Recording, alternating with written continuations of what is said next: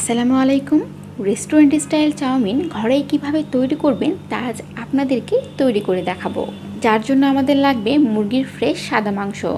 মাংসগুলো আমি আগে থেকে খুব ভালো করে ধুয়ে পরিষ্কার করে নিয়েছি।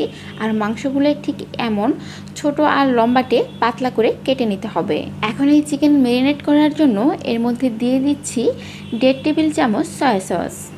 অনেকেই আমাকে জিজ্ঞাসা করে থাকেন যে আমি কোন সয়া সসটা ব্যবহার করি।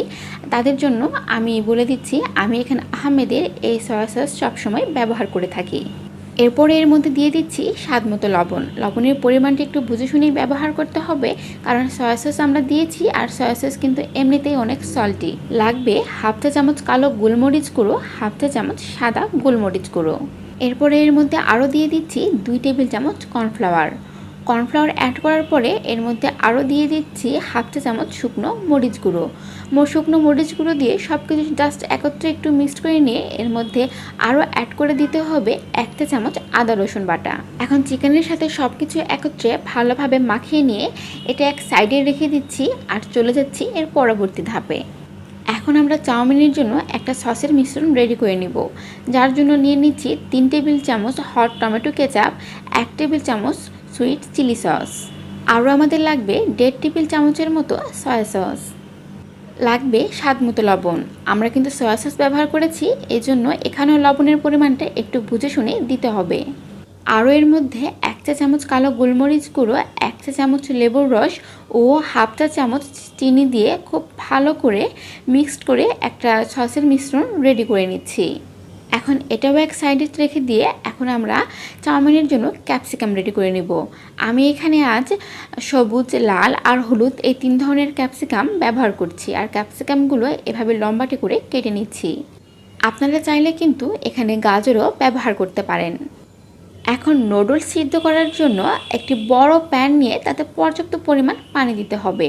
আর তার মধ্যে 1 টেবিল চামচ সয়াবিন তেল দিয়ে তার মধ্যে নুডলস দিয়ে দিচ্ছি। চাউমিনের নুডলস কিন্তু আমরা যে রেগুলার নুডলস খাই তার চেয়ে কিন্তু একটু বেশি মোটা। এই জন্য এখানে থাই চাউমিনের এই নুডলসটা আমি ব্যবহার করছি। এই নুডলসের দাম নিয়েছিল 200 টাকা। আপনারাও চেষ্টা করবেন চাউমিনের জন্য ঠিক এমন মোটা নুডলসই ব্যবহার করার। 5 থেকে 7 মিনিটের মধ্যে নুডলস খুব ভালো মতো সিদ্ধ হয়ে যাবে। এরপর পানি ঝরিয়ে ঠান্ডা পানি দিয়ে ধুয়ে এক সাইডে রেখে দিচ্ছি। এখন একটি প্যানে 3 টেবিল চামচের মতো সয়াবিন তেল দিয়ে আমরা প্রথমের দিকে যে চিকেন ম্যারিনেট করে রেখেছিলাম তা এভাবে একটি একটি করে দিয়ে চুলার আঁচ লো টু মিডিয়ামে রেখে আমাদের ভেজে নিতে হবে। একবারে কিন্তু একসাথে গাদা করে দেওয়া যাবে না, সিঙ্গেল সিঙ্গেল করেই কিন্তু আলাদা করে ভাজতে হবে। আর এই সময়ের মধ্যেই দেখবেন চিকেন খুব ভালো মতো সিদ্ধ হয়ে যাবে। এরপরে যখন দেখবেন এমন খুব সুন্দর ব্রাউন কালার চলে এসেছে তখন তেল ঝরিয়ে উঠিয়ে নিতে হবে। এরপরে চলে যাচ্ছি রান্নার মূল প্রসেসে। যার জন্য একটি কড়াইয়ে আমি 2 টেবিল চামচের মতো সয়াবিন তেল দিয়ে তাতে 1 চা চামচ রসুন কুচি ও 1 চা চামচ কাঁচা মরিচ ফালি করে দিয়ে হালকা একটু টেলে নিচ্ছি। হালকা একটু টেলে নেওয়ার পরে এর মধ্যে দিয়ে দিচ্ছি 1 টেবিল চামচ পেঁয়াজ কুচি।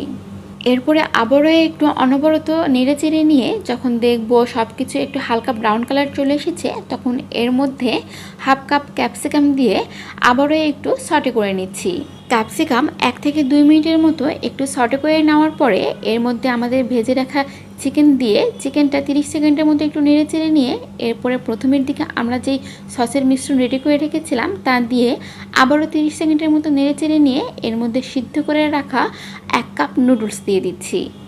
এরপরে 1 থেকে 2 মিনিটের মতো সবগুলো উপকরণ একত্রে এভাবে মিক্সড করে নিয়ে রান্না করে নিলে কিন্তু তৈরি হয়ে যাবে চাউমিন। এই রেসিপিতে চাউমিন তৈরি করলে কী যে মজা হয় তা আপনারা বাসায় একবার ট্রাই করলেই বুঝতে পারবেন। আগামীতে ঠিক এমন আরও নতুন নতুন রেসিপি দেখার জন্য আমার এই চ্যানেলটি সাবস্ক্রাইব করতে কিন্তু ভুলবেন না। সুস্থ থাকবেন, ভালো থাকবেন। ধন্যবাদ।